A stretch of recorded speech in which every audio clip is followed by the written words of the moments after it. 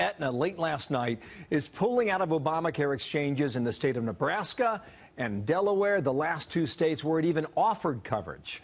Dr. Ezekiel Manuel, Chair of Medical Ethics and Health Policy at the University of Pennsylvania, Obamacare architect, Fox News contributor. Doctor, good morning to you and welcome back here to America's Nice to be here. It's a tough one. How do you explain it? How do you defend it now?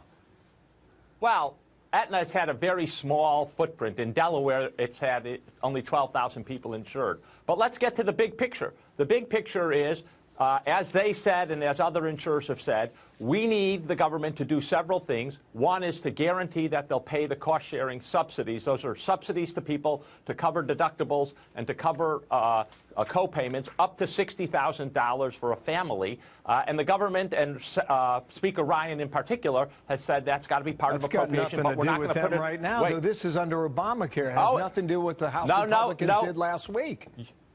You're absolutely wrong, okay, because this is for 2018, and 2018 they have to put their rates in now, and the government has been uncertain. And the one thing insurance companies hate is uncertainty, and Speaker Ryan has made sure that they're uncertain. Okay, he's holding the bag. Okay, he's responsible for this leaving. Long before and it's the Republicans being responsible. I got it. Let me just go back to what Aetna said, okay? This is what the spokesman said. This is their writing now, okay, on screen. Our individual commercial products lost nearly $700 million between 2014 and 2016 and are projected to lose more than $200 million in 2017 despite a significant reduction in membership. I don't know what that has to do with Paul Ryan right there. They are covering fewer people. I'll tell you. Look, they're covering fewer people and losing more money because of it. Your witness. Go. Look, you go in, any retailer goes into a market, they expect to lose right at the start because they're investing in administrative procedures, and in the insurance industry, you don't know who's coming in.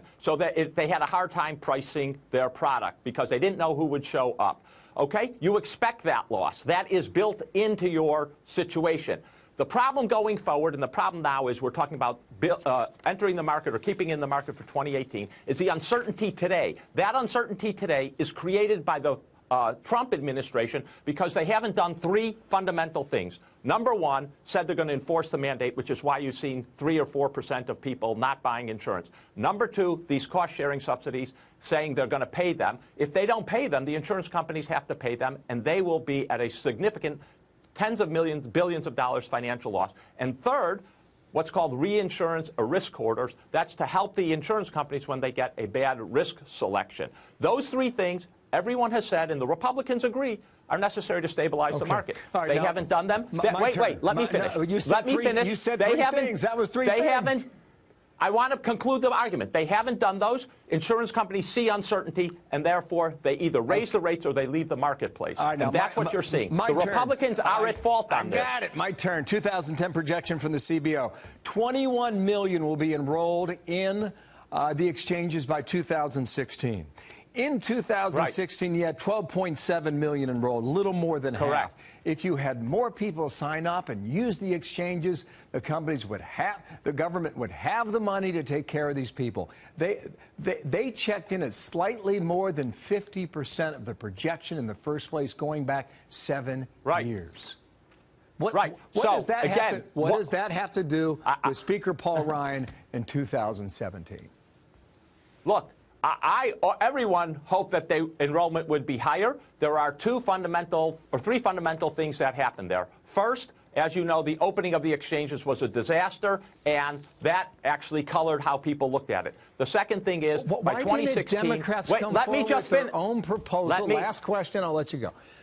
Why didn't Democrats come I want to finish my point. My point is, why didn't Democrats come with their own proposals to fix Obamacare in the first place?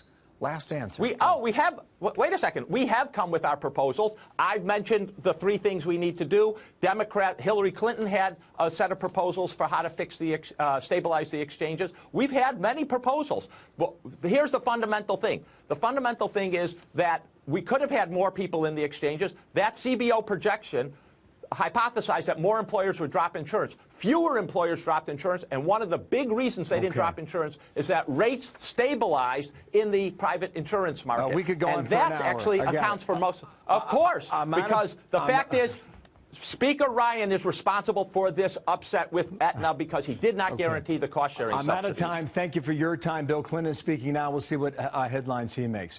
You come on back and we'll continue our debate. I really appreciate you coming every time. There is plenty to discuss. Thank you, Doctor. You're right. What's next?